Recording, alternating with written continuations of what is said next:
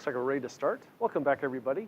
Before we get started today, any questions that folks would like to discuss at the moment?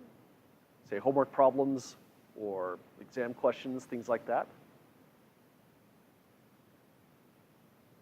Maybe we'll start with some short announcements. Next week is going to be our third exam week, and so far there's just two materials posted, the sample exam 3, which is a long list of problems, as well as the flowchart that's going to be provided on the third exam.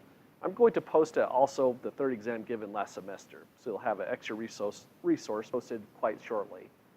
Also, if you go to the very, very top of the website, keep in mind that there are also numerous other ways to get extra help. You can visit me during office hours, as well as the tab 268 has lots of people staffed, not exactly around the clock, but that's my office. The Math Center has people scheduled not quite around the clock, but there's quite a lot of people that are also available there to help you throughout the week. And just because we haven't mentioned this in a long time, there's also the class lectures. So you go to YouTube, and if you miss a class or you just want to revisit a topic, you have the opportunity to pause, rewind, fast forward, skip ahead, and just watch these videos. So probably next year I'll just post these videos so we won't have to have class, since this is really a valuable asset, I'd say. Then other things you can look at is, there's a link here just called Further Practice. If you go to this, you'll find a really old website called Paul's Online Notes. This is a website that's targeted to multiple different classes. So you could use this to practice up on your algebra, calculus, differential equations, and so on. And you can find lots of great practice problems and discussions on this website. There's problems with solutions as well. But any questions about those resources? Okay, then let's get started with our work today. So the third exam that's going to be on Thursday of next week covers the material all the way from sections 11.3 to 11.10. We're just about to finish 11.9, but I think a couple problems would be helpful, since I feel like that's kind of one of the rougher sections in the entire chapter. Then 11.10 is going to feel different, but we're going to spend about a day and a half on it. And I feel like once you get a handle on it, it's not so bad. 11.9 is truly the trickier section. However, 11.10 just requires extra time and extra practice to get a handle on, since those problems are a bit longer. Let's give these a try. Any questions before we give some of these problems a try? Okay, let's start with section 11.9 then, just a couple problems. In section 11.10, the instructions said things along the following lines. It said to find a power series representation of, let's let this representation be for the function f of x is equal to 1 divided by 1 plus x squared. So that's our major goal in this problem. Once we find that power series representation, we also want to say for what values of x is that representation even valid. So we will find also the interval of convergence. All right, CONV for convergence. So that's the statement of the entire problem. And for this particular question, there would be a little bit extra in the instructions. The instructions for this will say, use integration on the first step. So this is very similar to the problem that we solved on the end of last class on Wednesday, except the problem said on that last class to use differentiation to start. This time we're going to start off by using integration. So we'll take our function f of x, which is 1 over 1 plus x squared. And really the major reason this problem is giving us different instructions for the normal is because of the location of the power 2. Power 2 being right exactly there is causing lots and lots of problems. If it was anywhere else, say 1 plus x squared, we could have used the methods that we did on the first 3 problems of section 11.9, just using the geometric series and expressing this in the proper form. This can be done for this function, but it takes a lot of work, and finding the interval and radius of convergence is a bit of a chore. we integrate first, then it's much nicer. So that's why we're doing that to start off. So f of x is equal to this. Then I'll write uppercase f of x to indicate we're coming up with an antiderivative, which is what we would produce if we integrated this. So we want the antiderivative of lowercase f of x dx, which will be the antiderivative of, let's think of this as maybe a 1 plus x to the power negative 2 dx, just to make it a little bit easier to find an antiderivative. So the antiderivative of this thing should be x, or 1 plus x if we keep the same format. Power should go up to negative 1, divided by the new exponent would have something that looks about like that. Then in principle, we do need a constant of integration, but if you neglected that constant of integration in this problem, it actually would be okay. Let's copy it in anyway, since that is a good thing to do, and we'll see why it really didn't actually matter in this case. So altogether, uppercase f of f, the antiderivative, is negative 1 divided by 1 plus x to the power of positive 1 now, so we can drop the exponent, plus a constant. And something in this form is much, much easier to use if we want to use the geometric series test to re-express that as a power series. Any questions so far to this step? Okay, so before we turn this into a power series, let's maybe first restate the formula that we had from before.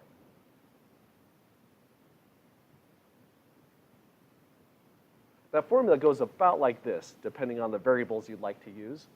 If we have 1 divided by 1 minus, let's use maybe, a is probably not a good idea, since other formulas put a up here. Maybe let's just stick with x again. This would be equal to the summation, as n goes from 0 to infinity, of x to the power of n, provided that the absolute value of x is less than 1. So that's really just a restatement and a re-indexing of the geometric series test. Really only the portion for convergence. So something of this form, we can take negative 1 divided by 1 plus x and force it to match this situation and apply this formula. Whereas something in this formula, that would be a huge chore because of the power 2 being where it is outside the parentheses. We would have to FOIL all this first and do a lot of work to get to that point. So let's take this and rewrite by the above formula.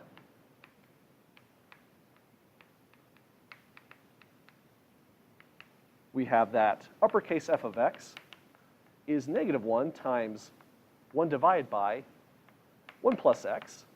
And we just need to put that antiderivative in the proper format. So we're not too concerned about any kind of constant multiple. We won't do a power series representation of the negative 1.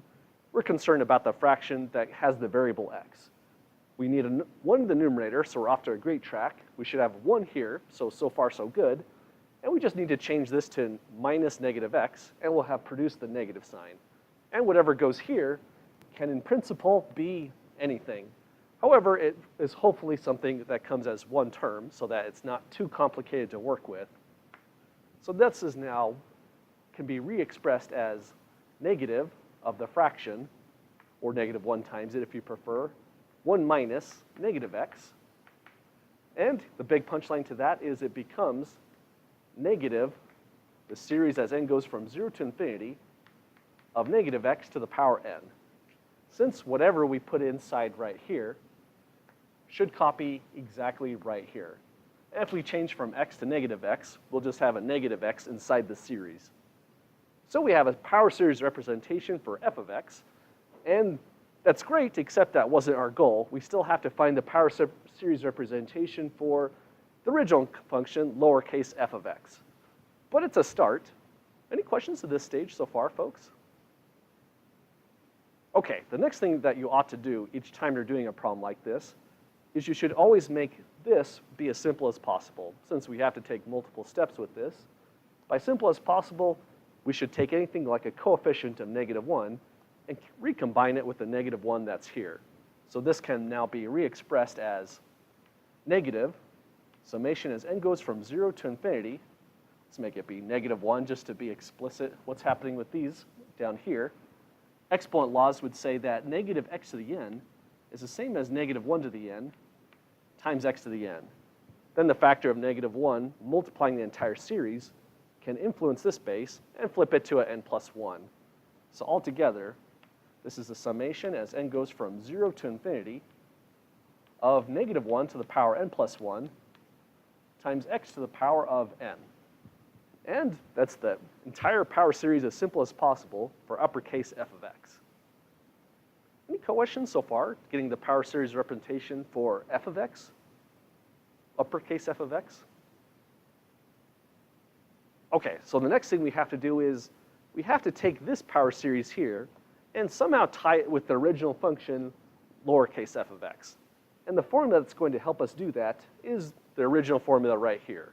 Labeling the antiderivative of f of x as uppercase f of x really helps out because now we can say if f of x is equal to the antiderivative of lowercase f of x dx, then d dx of the antiderivative uppercase f of x is equal to the derivative of the antiderivative of f of x, but that's just f of x. Oh, and I think I forgot the c. But any questions to that step? Anyone see why forgetting the c may not have been terribly serious?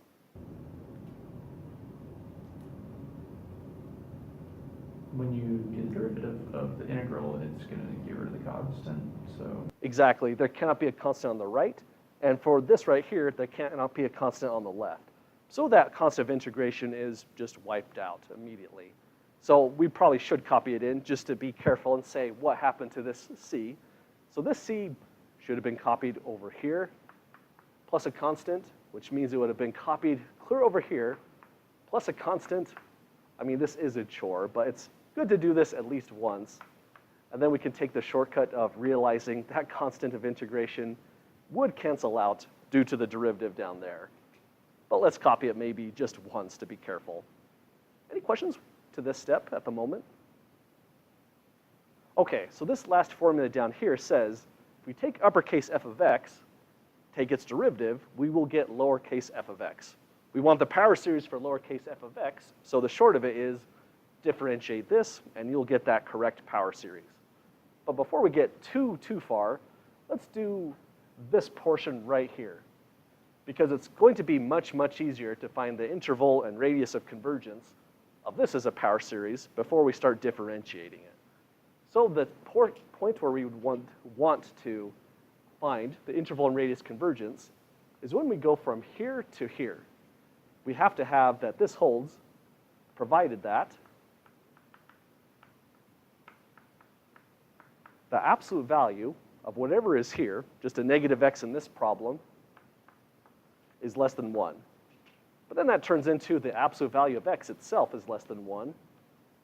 And that means the interval of convergence would be from negative 1 to positive 1, which is the same as the original geometric series. Any questions getting that interval of convergence?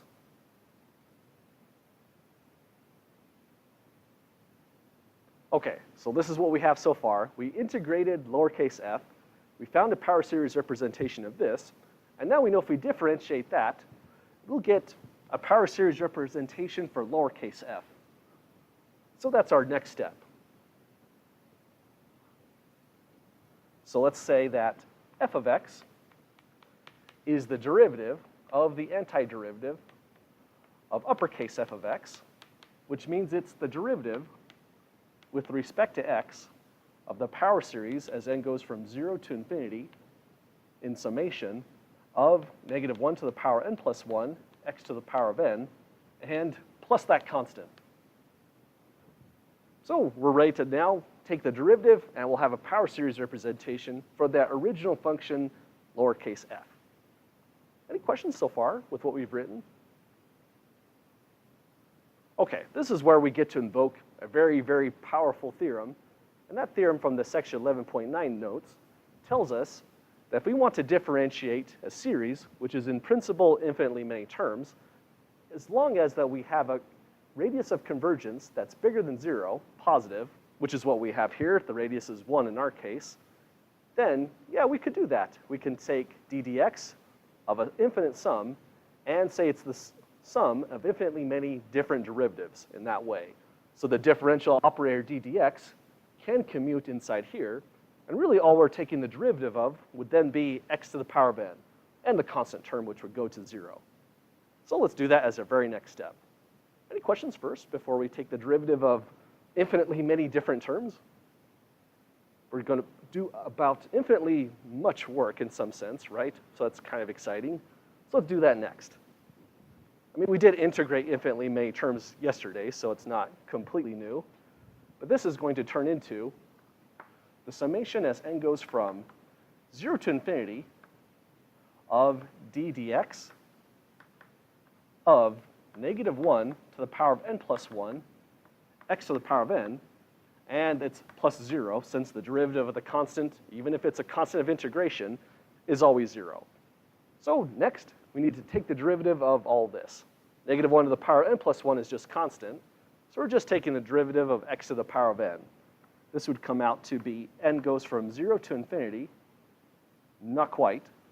It'd actually go from 1 to infinity of -1 to the power of n plus 1 times n to the power of x to the power of n minus 1. So we just drop down the power on x as a coefficient and drop down the exponent by 1 when we take the derivative. But any questions to that step? Because I have a question. What would you say the reason for the 1 is right here, which I nearly forgot? I think it's pretty subtle. Anyone happen to see why we require a 1 instead of a 0 at this point?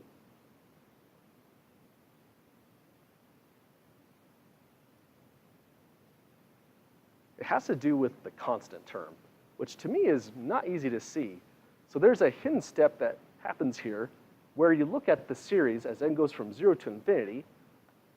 This is the same as taking the derivative, d dx, of infinitely many terms, since that's all a series really is, a whole bunch of terms, infinitely many, that we're trying to sum together.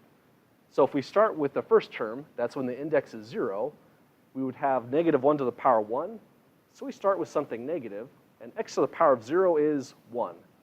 So the very first term is -1, but that corresponded to the index n is equal to 0.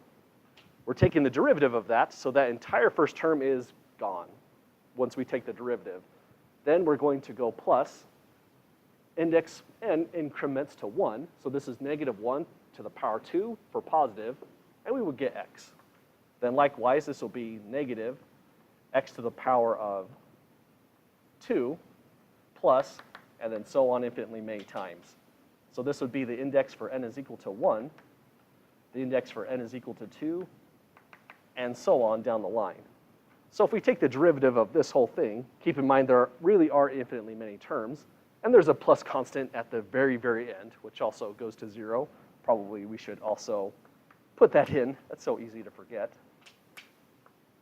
So this is what we're really differentiating. Doing it over here just looks nice because we don't have to write as much stuff. This is a lot of writing.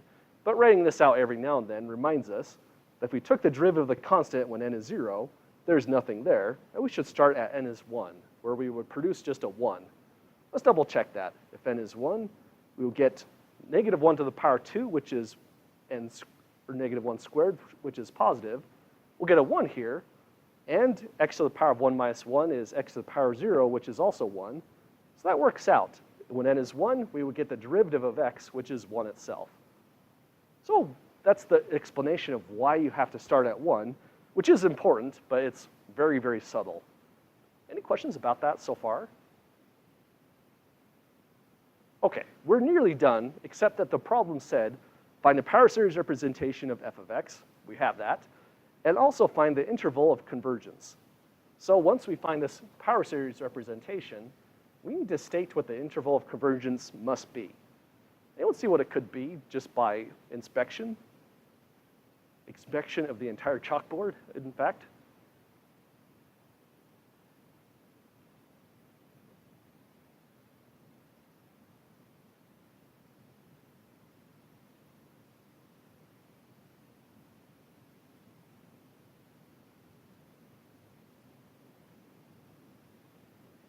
Any wild guesses?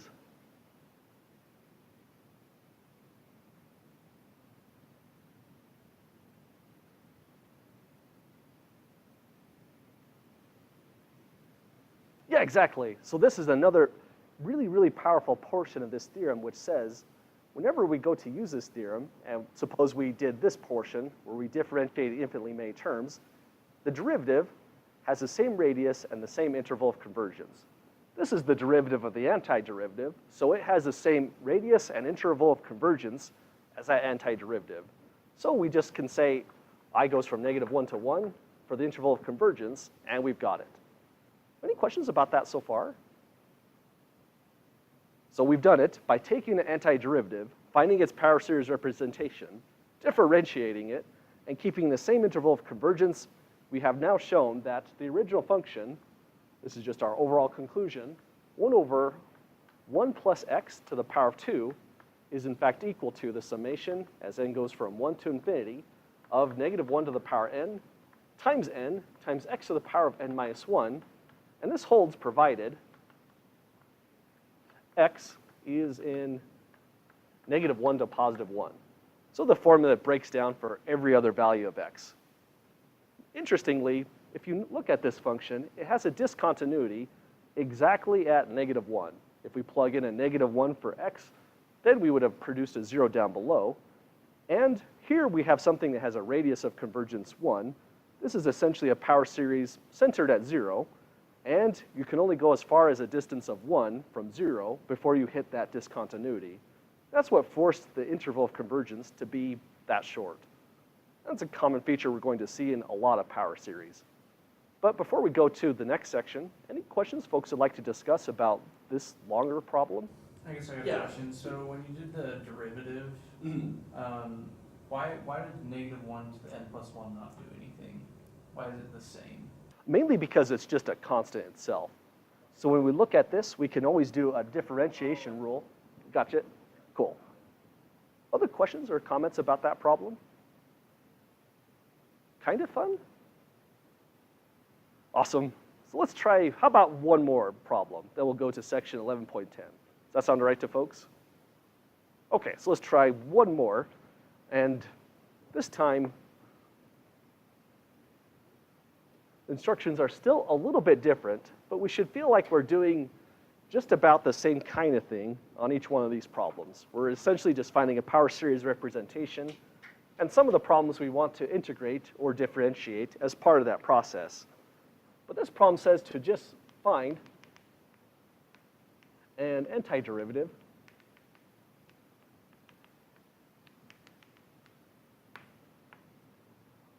let's say find the antiderivative. That's a little bit more correct, even though there's infinitely many of them. That's probably better, more normal to say. And we'll find an antiderivative of f of x is equal to, this is x divided by 1 minus x to the power of 8. So that's our function. And it's not a terrible function, but it's something we haven't really seen before in the context of finding the antiderivative of that type of rational function. It'd be the antiderivative of f of x, which is x divided by 1 minus x to the power of 8 dx. So we want an antiderivative of that thing. It can be done using first principles with the tools that we have so far. It's just going to be really, really hard. And there's some antiderivatives that we would like to solve, such as maybe sine x divided by x, which are flat out impossible. Integration by parts, all of our integration methods do not work for that function at all. And this one would be just prohibitively complicated. We could make a trig substitution work, but we would rather not. So instead, we're going to get a power series representation of x divided by 1 minus x to the power of 8 and integrate that instead. So that's what we're going to do. Any questions before we give it a try? Okay, so first let's take x divided by 1 minus x to the power of 8.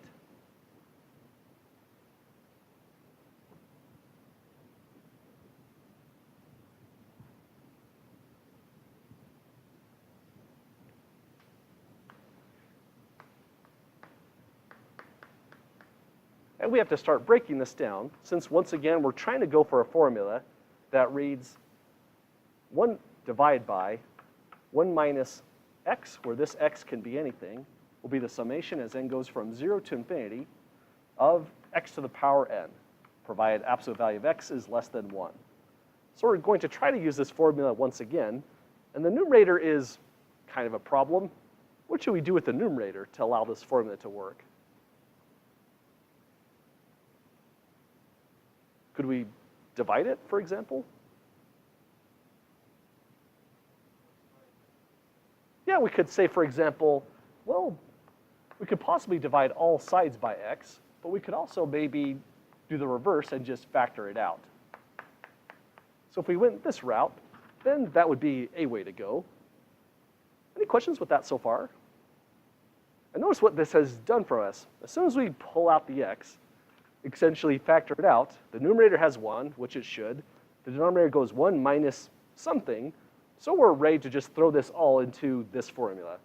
This is now equal to x times the power series as the summation goes from 0 to infinity of x to the power of 8 to the power of n. So whatever is inside here, we'll just have the power of n thrown on it in the power series representation. We do have a factor x in front of the entire power series representation. That's okay. A constant multiple of x, constant with respect to the index, cannot affect convergence or divergence of this thing. So we can also rewrite this as the summation as n goes from 0 to infinity. Let me leave the x alone for a moment. If we distribute the exponent inside, we'll have 8x to the power of 8n. So by exponent laws, this is now summation as we go from 0 to infinity of x to the power of 8n plus 1. So that's our power series representation. Then we can say that we have convergence of x divided by 1 minus x to the power of 8 to this thing, provided that from this step, the absolute value of x to the power of 8 must be less than 1, which is just mimicking what we did over here in the geometric series formula. So any questions to that step then? Okay, so we have a power series representation for the integrand. We know when this power series representation is valid. We just have to have this less than 1. But we can also simplify this down a bit further. X to the power of 8 is also always positive, so we can just drop the absolute value bars immediately. Other things that we can do that are going to help out is we can say, as a related formula to what we've seen before, the nth root of x to the power of n is always equal to the absolute value of x when n is even. So that's helpful because that's going to get our interval of convergence just right. And the formula that we saw that was similar to that was last class. The square root of x squared is the absolute value of x. So here we could take the 8th root of both sides. Since 8 is even, we'll produce the absolute value of x on the left-hand side. So we'll take the 8th root of the left and the right side. Now it's absolute value of x. And the 8th root of 1, well, 1 to any exponent or root is always 1 itself. So x has to be less than 1 in absolute value. And this inequality would break down into a triple-sided inequality. X is bigger than -1 and less than +1. So that also tells us the interval of convergence in one shot. So I has to be from -1 to +1. So now we have the power series representation of the integrand. We also know its interval of convergence. But remember, the larger problem was we want an antiderivative of this thing. So now we can come over here and say that this is equal to the antiderivative of the summation as n goes from 0 to infinity of, we have x to the power of 8 n plus 1 dx. So that's our problem that we have to solve.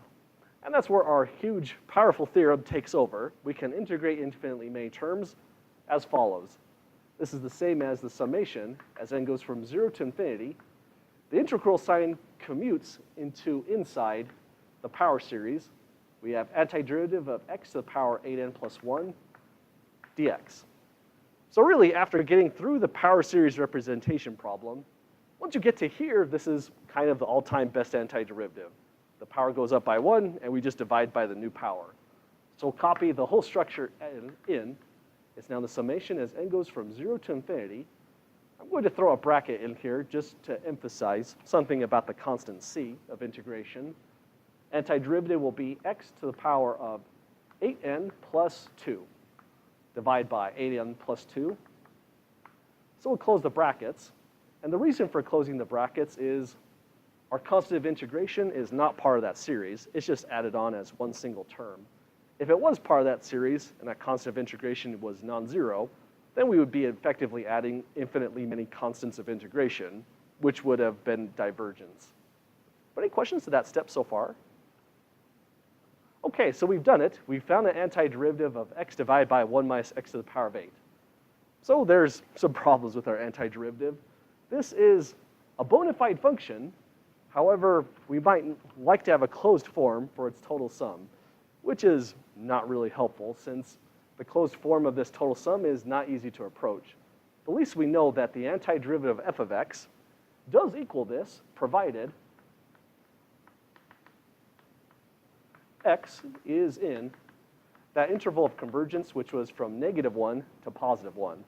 So that's also another shortcoming. Our antiderivative has a domain restriction. So if you need a larger domain, then this method is not the greatest. But at least it's a way to get an antiderivative. So if you take a course on differential equations, depending on who you take it from, this kind of technique is going to be used to solve differential equations. We're also going to use it to solve more antiderivatives in the next section. But any questions with any of these so far? So these are the major problems of this section 11.9. Again, I think this is maybe the trickier of the sections of all of chapter 11 because we have to do some kind of strange things to actually get the power series representation, like differentiating first, integrating second, or integrating first, differentiating second like we did on this one. But keep in mind, there are some massive shortcuts here. If you had to find the interval of convergence, you wouldn't want to do it over here with the ratio test because that's going to be a tremendous amount of work. Just use the fact that you've invoked the geometric series test to get that interval. And it's going to be much, much less work. But unless there's any other questions, let's go over to section 11.10. So any questions folks would like to discuss about 11.9 so far? Okay, the good news is that 11.10 is really the same kind of stuff. We want to find power series representations of even more functions.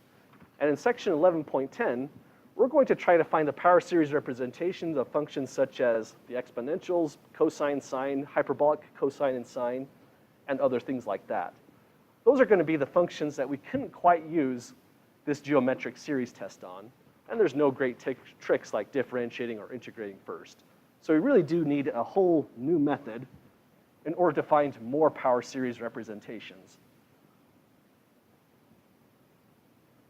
So this is our final section for the third exam, 11.10, which is called Taylor series.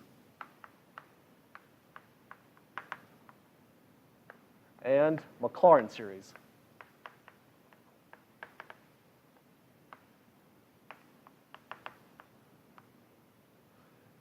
Taylor and Maclaurin are just people that discovered these particular power series independently of each other.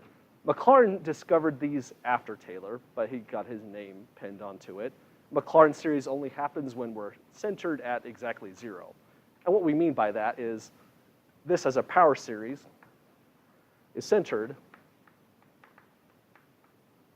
at a is equal to 0. If we had something instead of x to the power of 8n plus 2, if it was, say, x minus 3 to the power of 8n plus 2, we would have said it was centered at a is equal to 3. So whenever something is centered at 0, this is in fact the Maclaurin series for the original function f of x. So we've kind of already done these sort of problems. But first, let's do a theorem. Let's say, suppose a function f has a power series representation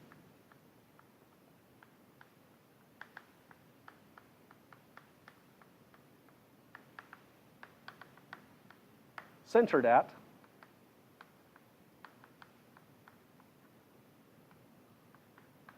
A.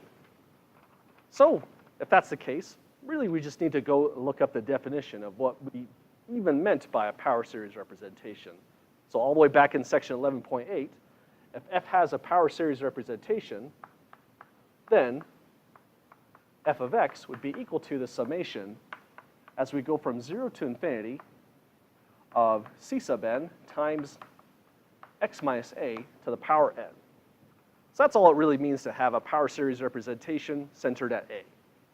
But let's do something kind of unusual. The whole sigma notation here, summation notation, is really just one big shorthand. But sometimes things are a little bit more clear if we just expand things. So let's say that is f of x, if it has a power series representation centered at A, then it must be equal to, start the index at 0 to get c sub 0, and anything to the power of 0 would be 0 itself. So this, 1 itself. So this would go to a 1. So the first term is c sub 0, then it'll be plus.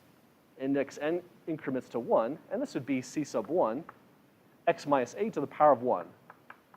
So x minus a. And that's our formula down the line. The next term will be plus c2 x minus a squared plus c3 x minus a cubed plus c4 x minus a to the power 4. And then that pattern just continues on forever. That's the purpose of the infinity in this summation notation. So that's our function f with its representation. Any questions with it so far? Okay, so far in 11.10, we have not done anything new. All we've done is use the definition from section 11.8. But this is where things get kind of interesting, because if f of x is equal to all of that stuff, then we can say f at a would be what quantity altogether based on this definition for f of x?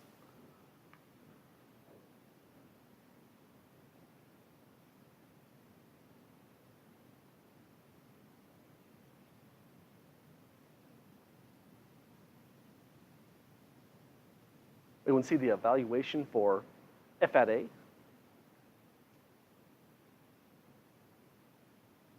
Well, if we evaluate f at a, what would actually go to a is the variable x. So what would happen to this term if x is equal to a?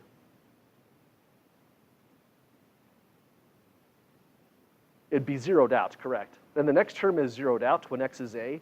And, well, there's infinitely many of them, but at the center a, where we're evaluating x, all of it is 0 except c naught. C naught is the sole survivor because it does not involve x at all. So f at a is equal to c naught. So we're off to a wonderful start for our Taylor series representation of f. But what we need is some derivatives. So let's now take the derivative of this. That's what we've been doing in the last section, so it's not as crazy as it may sound at first.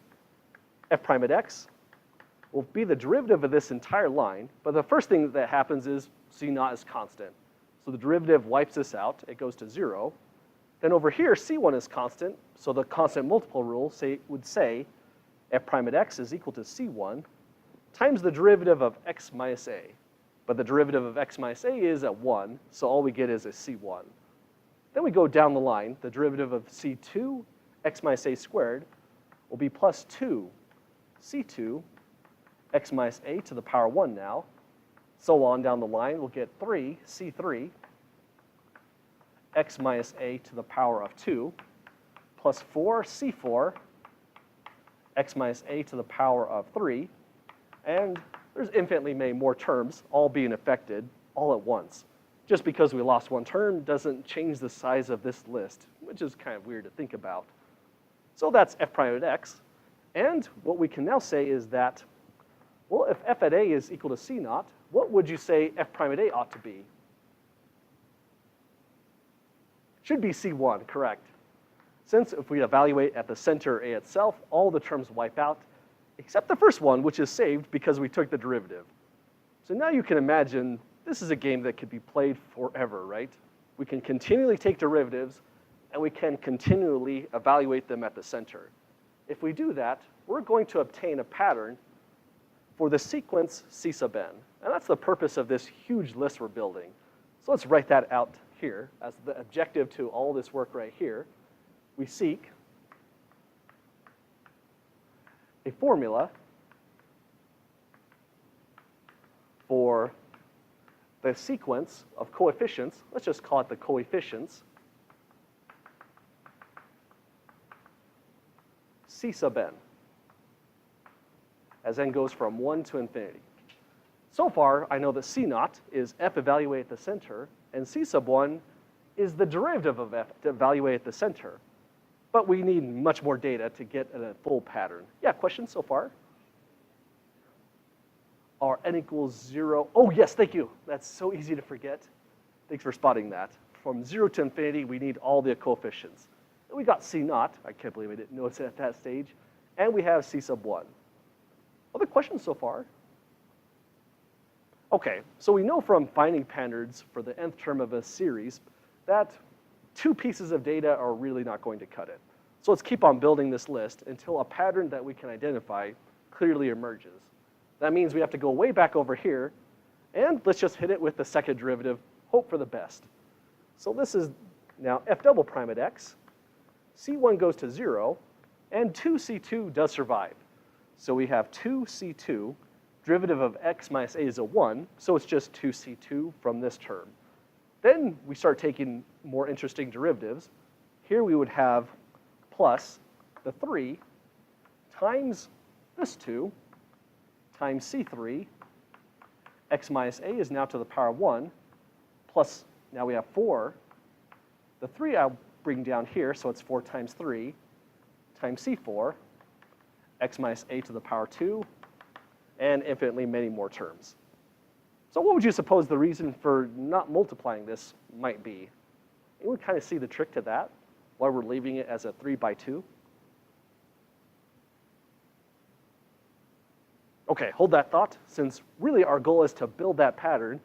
And sometimes when you build the patterns, it seems strange, but it's best to leave things in a non-simplified form. Or else, if I did multiply out the 3 by 2, the 4 by 3, I'm actually hiding the pattern that we're trying to build. So I'm just going to leave this as an f double prime at a. It wipes out everything until we get to 2c2. That's our sole survivor. Which means we might be picking up a pattern. Anyone see a bona fide pattern so far? If you don't see it, that's okay. We'll just go to the third derivative. And this is, in fact, how we solve pretty much the main problems in section 11.10. We make a list of derivatives. We evaluate the derivatives at the center for the sole purpose of finding what this sequence of coefficients actually is. As soon as we discover the sequence of coefficients, the problem is essentially over. So this seems weird, but it mimics what we actually do in practice to find the power series representation, provided we know it already has one. So now we go to the third derivative, f triple prime at x. This goes to 0. This will be 3 by 2 times c3. This derivative goes to a 1, and it feels like we've done a lot of that already, plus here the 2 comes down, so it's 4 times 3 times 2 times c4 times x minus a to the power of 1. And there's infinitely more terms being developed there, but that's what we would have so far for the third derivative. That means the third derivative, f triple prime at the center of a, is now equal to 3 by 2 c3. Any questions to that step? Okay, so now, sadly, I didn't think ahead. Let me erase this so I can get a little bit more space. Let's see if we can guess what the very next one would be without taking the derivative. So I want the fourth derivative at a, and at some point we give up on all these primes. So I'll just write 4 in parentheses to remind me it's not a function composition, but just the fourth derivative. So if I got 3 by 2 by c3, anyone see what the pattern should be for f4 at a? 4 times 3 by 2 times c4. Yeah, it turns out to be exactly that. And this is yet another one, f5 at A. Would you folks agree it should be 5 by 4 by 3 by 2, C5? How do you folks feel about that? Does that seem about all right? Okay, so that's the pattern that's emerging, which would mean f of n evaluated at the center, A. Now we're dealing with the nth derivative altogether. If we can get a formula for this, we'll essentially have a formula for the C sub n.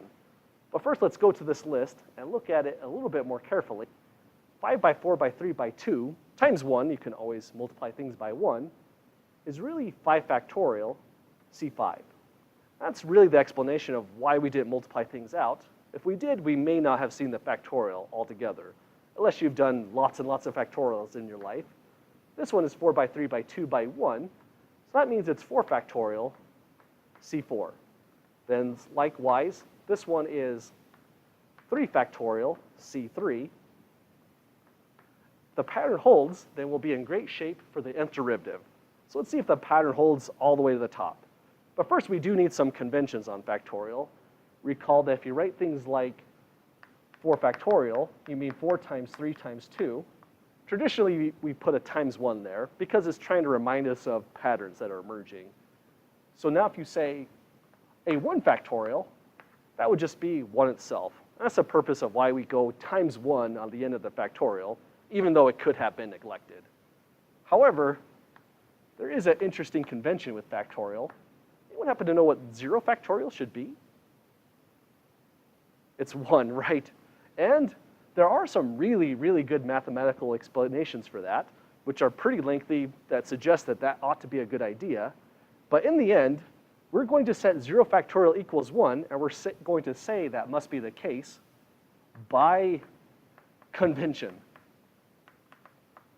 It's kind of an ugly word in math. When we say something should hold by convention, it means we made it up. We're going to say 0 factorial equals 1 every time we see it on the board, which is the same as a separate convention we mentioned, that 0 to the power of 0 has no right to be defined. It truly should be undefined if we look at 2 variables that can change. Calculus 3 would show that. However, by convention, we let it be 1 in this specific case. The reason for that is our power series would not be able to start at 0 without writing out the first term. Because if x is a, and we want to write the first term, we would have 0 to the power of 0, which is the 1 that we're allowing to hold by convention. So this just allows us to not have to write a whole bunch of extra work every time we do a power series. And the 0 factorial is along the same lines. But first, 2c2 is the same as 2 factorial c2, because 2 factorial is just 2 times 1. c1 is the same as 1 factorial c1, because c1 is the same as 1 times c1, and 1 factorial is 1. And this is the weird one, c0 is the same as 0 factorial c sub 0, since 0 factorial is 1, and we're just taking 1 times c naught. So we actually have factorials all the way down the line in our pattern, which means the nth derivative at a should be n factorial c sub n. And that's our formula for the nth derivative at a, provided f has a power series representation. Any questions with that so far? Okay, but this then, as an equation, implies that c sub n, which is the coefficients of the entire power series, is now equal to the nth derivative at a divided by n factorial. So we have nth derivative at the center, which is a, divided by n factorial is the definition for the nth coefficient, or the nth term of the sequence c sub n, if you prefer. So that's a pretty nice little theorem. Let's rewrite this as a quick summary for our new formula in 1110. Any questions about this derivation so far?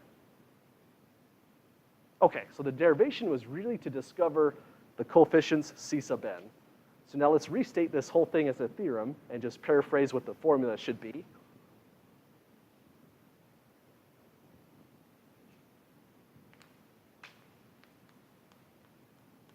So the theorem starts by saying if, and this if is really, really important. It's going to cause problems that we'll mention down the line on next class.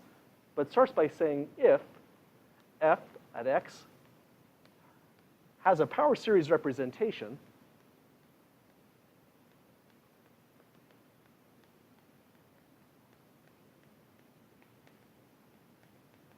centered at A,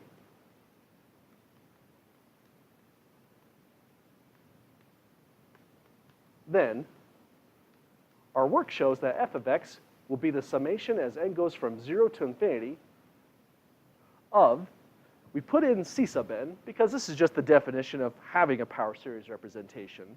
But our work over here has shown that c sub n is in fact the nth derivative at A, the center, divided by n factorial.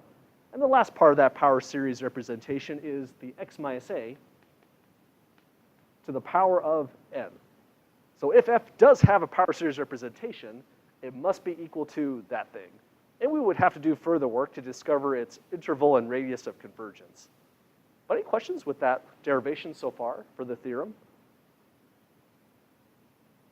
Okay, so questions that we're going to have pretty shortly is, this is a great equation, but the if is a problem. The questions become, well, how do you know f has a power series representation?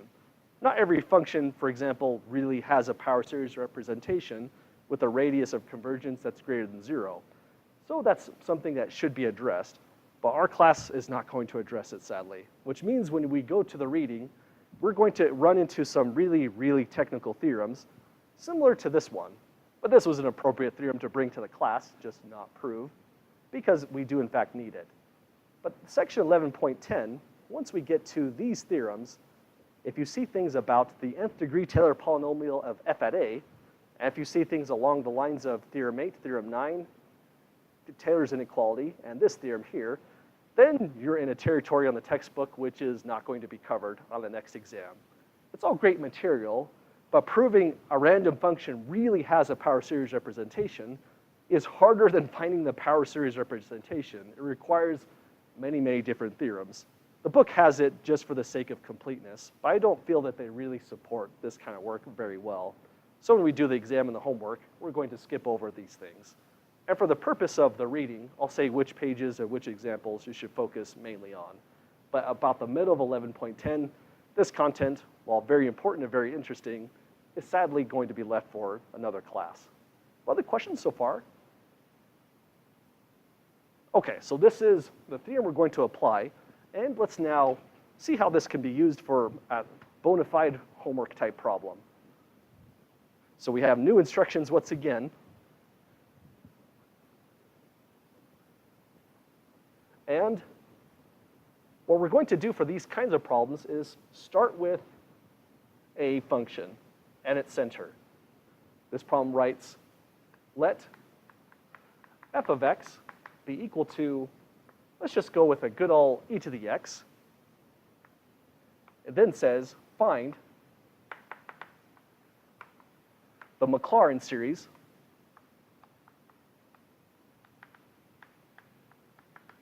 representation of f of x using the definition of Maclaurin series.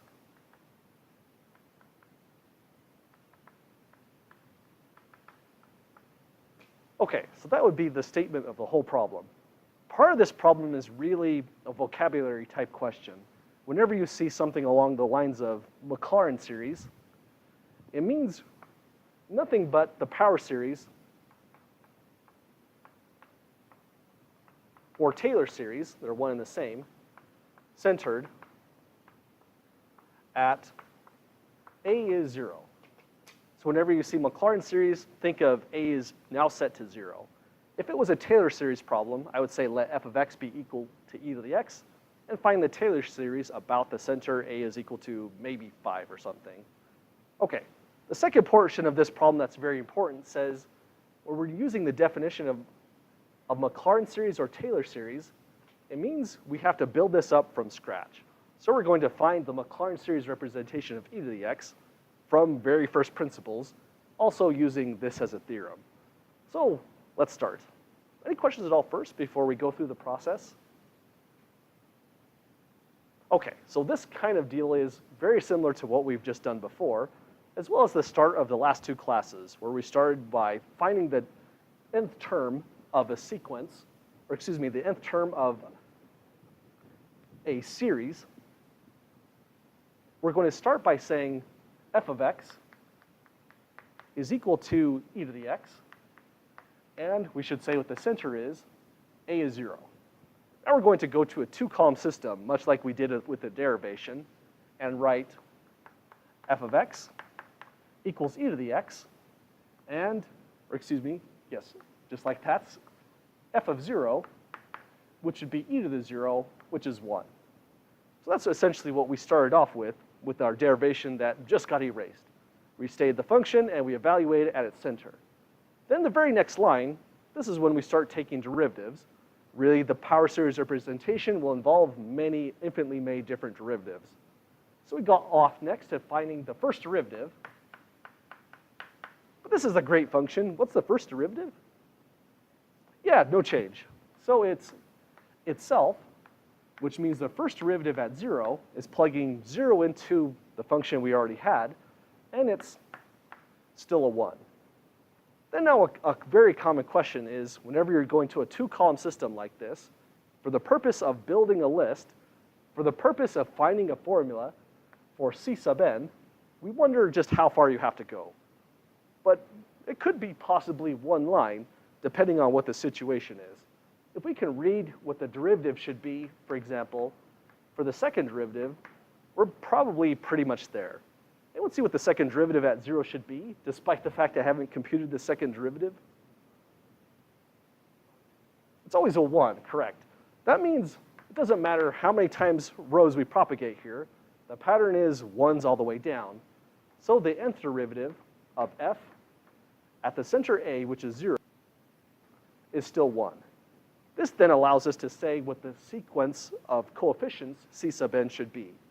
By the formula, C sub n should always be the nth derivative of f divided at 0, or excuse me, evaluated at 0 divided by n factorial. So we always have that pattern. Then the reason for this two-column system was to come up with this so we could throw it up in there and get the coefficients C sub n. So this is now equal to 1, fn at 0 for any derivative is 1. And we think of f at 0 as being, you shouldn't say the 0th derivative, but it's really this function, the original function. Then this will be divided by n factorial. So once we have C sub n, we just need to put it right here. Any questions first before we go to the power series representation? Okay, so by all this work, we have that e to the x is going to be equal to the summation as n goes from 0 to infinity of C sub n, which is fn at 0 divided by n factorial, all this stuff. But that just came down to a 1 over n factorial. Then we have to throw in x minus the center at a to the power of n, but that would just be x minus the center of 0 to that power n. So that's the format without doing any simplifications. That look all right to folks to that step? Okay, so now let's say, just to clean it up, this is now e to the x equals summation as n goes from 0 to infinity of x to the power of n divided by n factorial. And that would be our entire function. So we've done it. That is the power series representation of f. Any questions about it? Okay, we can say since this power series representation is centered at a is equal to 0, we would typically call it the Maclaurin series. And we could come up with a different power series representation just by changing the center. If we want a new center at a equals 1, we'll repeat the whole process. It may be a little bit more involved. And we would say we have a Taylor series representation. And the difference is, if we need to use this function, power series representation for e to the x to do an approximation near a point 0, then this would be the better series to produce. We'd want the Maclaurin series if we need to approximate near 0. If, however, we need to approximate near pi, we'd want to do the Taylor series at that new center. What other questions with this so far?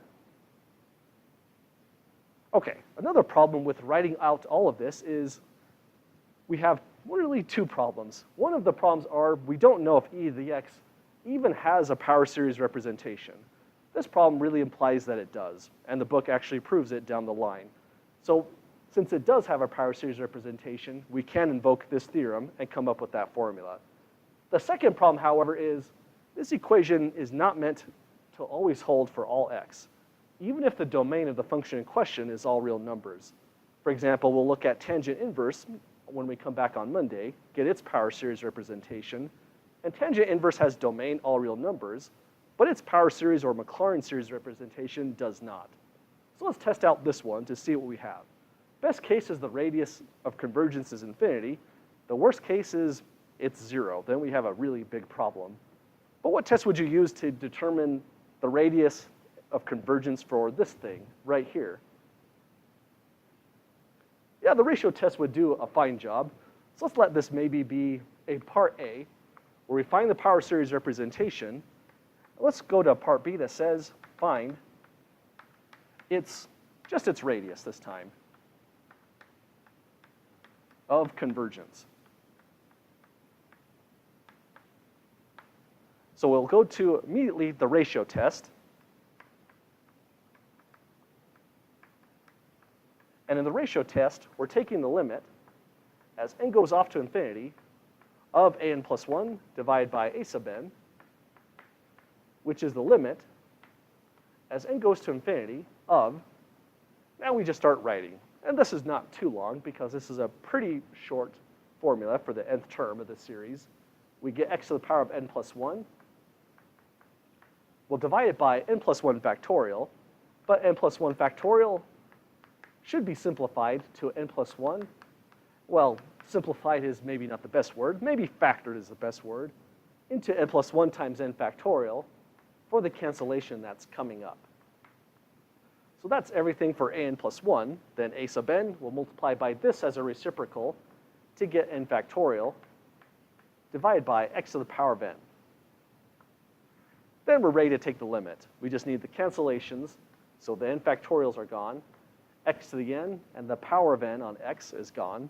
So the absolute value bars collapse all along just x itself. Since n plus 1, the sole survivor other than x, is always positive. So now we have the absolute value of x. It does not depend on the limit variable n. So we can pull it clean out of the limit, and all that's left is 1 over n plus 1. So this is after cancellation and dropping the absolute values to around x and pulling out x. So it would be the value of the entire limit.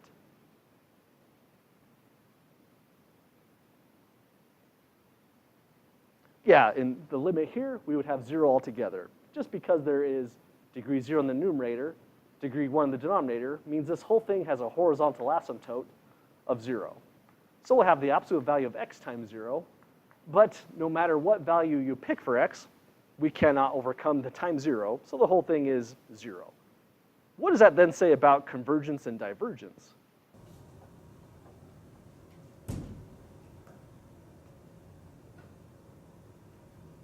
Well, it converges, right? Yeah, exactly. So we have that this came out to 0, which is less than 1 for all x. That means that power series or Maclaurin series representation that we just produced converges for all x. So the radius of convergence would be infinity in this case.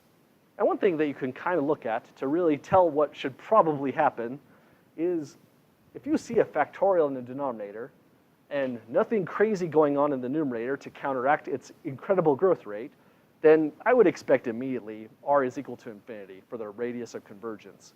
It also tells us the interval of convergence must be the entire real number line. So this is a formula that holds for all x. Pick any real number x, And you can always say e to the x is exactly equal to this infinite sum, which is pretty bizarre, but that's what's going to allow us to do the antiderivative of, say, e to the x cubed, which was, until now, really essentially impossible. So this representation for e to the x will allow us to solve this problem right here. But we'll have to wait until Monday to do that. Sorry, folks. Bit of a suspense on this class lecture. Any questions before we call it a day then? Okay, I think that's a good stopping point. We probably went over at some point, right? So we'll refund a minute to the balance. When we come back next class, we'll practice several more of these, as well as looking at applications such as this, the faster applications.